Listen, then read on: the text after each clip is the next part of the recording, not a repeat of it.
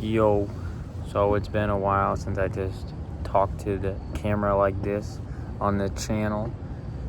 And the main reason I started doing that was just to get better at talking to a camera. But I just spent 15 minutes recording the first version of this that I don't think has made any sense. So I gotta try it again. But anyways, okay, so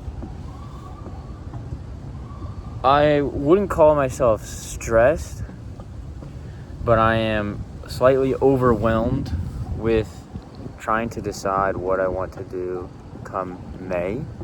And I guess the context for that is, so I left school. So back in the day, I used to film these videos, and at the time I was working on, at the end was not even called Tollbit yet. And so that project Tollbit ended up becoming a startup that raised a lot of money. So I left school and I worked on it for like 2 years on it, in and out of school. And it's going pretty good. Well, the startup was going pretty good. But now I'm back at school because I wanted to graduate, and I'm going to graduate this May. So then I decide, what do I want to do when I graduate?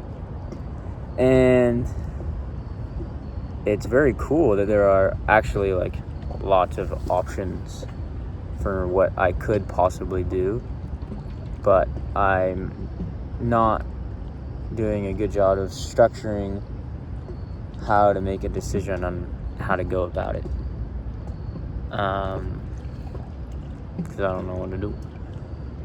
So basically what I'm thinking, okay, so here are kind of the high level details. Is, okay, first I could keep working on Tollbit.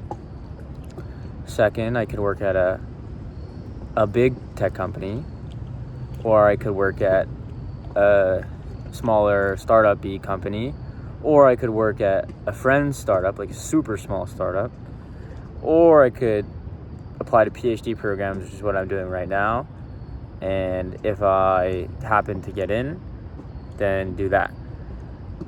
Or I could, I don't know, start my own startup, which, who knows? I don't even know what I would work on. Or, I don't know, I'd do something completely random and go hiking for a while or something. I don't know, like, or become a kindergarten teacher. I don't know. Obviously, those aren't the only possible things I can do after I graduate. So yeah, those are like, there are lots of opportunities there, and it's amazing to have opportunities. There's a lot of people that don't, so it's very lucky. But deciding how to decide or what I want to do is causing me pain because I don't know how to go about it, right? If I tried to weigh the pros and cons, they would be interdependent on all the other options, right? So like, let's think.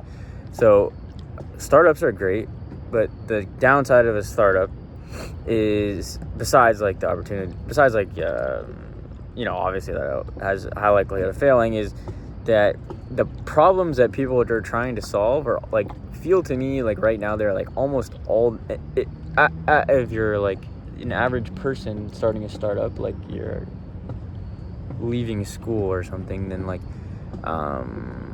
you're like all solving the same problems, or you're like all within the same problem space. Like person A is building like a platform for MCP servers, and then the person B is like, okay, we're gonna build like auth for MCP servers, and these are like all the same things almost, because everyone has nearly the same skill set, especially after AI can write almost all of the code for a startup.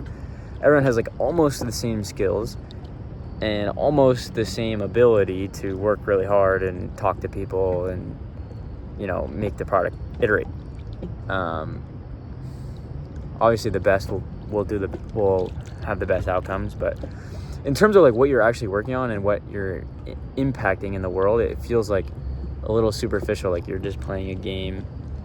Everyone wants to play the game because the game is fun to win, and it's like, okay, if you step back, like, is that game truly a net positive for other people than you. Like, you know, if you raise like $20-30 million Series A, is like people are going to think you're super cool, and people like feeling super cool and important, and so do I. I'm not morally on a high ground here. I'm a part of the problem, but I'm kind of aware of the problem. But that is like, you would take that con and put that as a pro for maybe a PhD program. But then whatever cons you come up for a PhD program would kind of be a pros for working at a big tech company. And that kind of applies in sequence to all 5 of these options. And therefore, I'm having a tough time deciding what I really want to do. And so I just read like Paul Graham's like How to Do Great Work. And that didn't help. Because now I'm like, okay, obviously my whole goal this whole time has been to do great work. Like I know that to be true.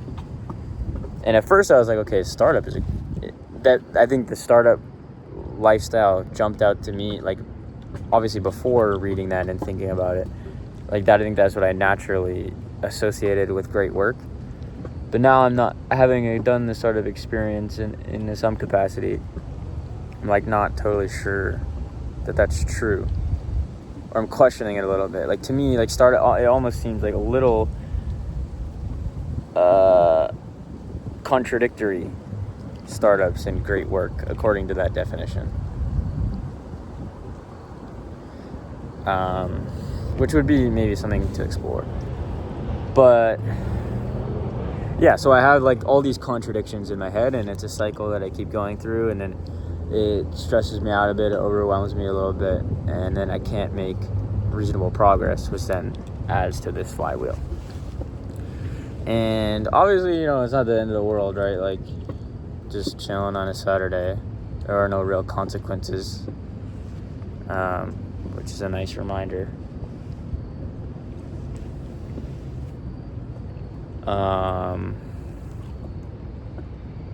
And yeah, obviously I'm not going to come to a conclusion by talking to a camera. There is no real conclusion here, which is, I think, maybe the most important takeaway for me.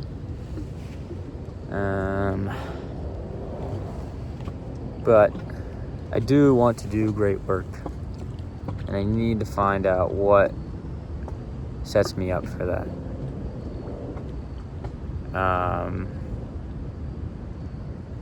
Because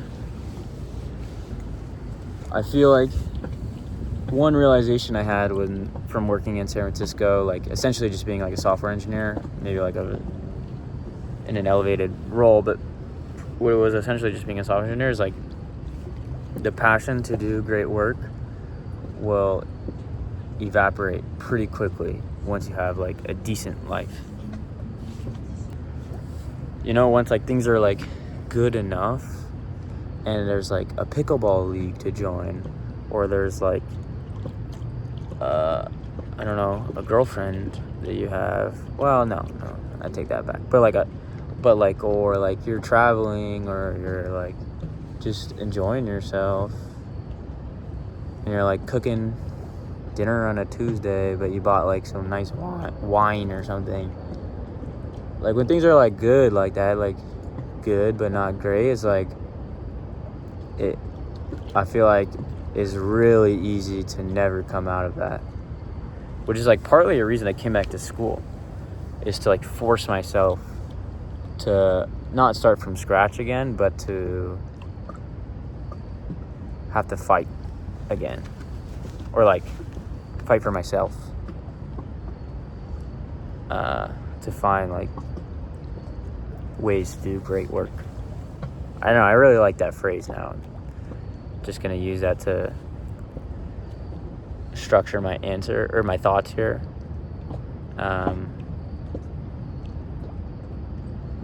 But it's also like sounds bad.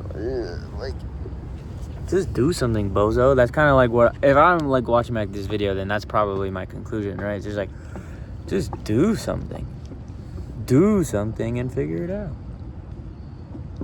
and move on to the next thing, and fail and move on to the next thing. So maybe that's my conclusion. Do something instead of think.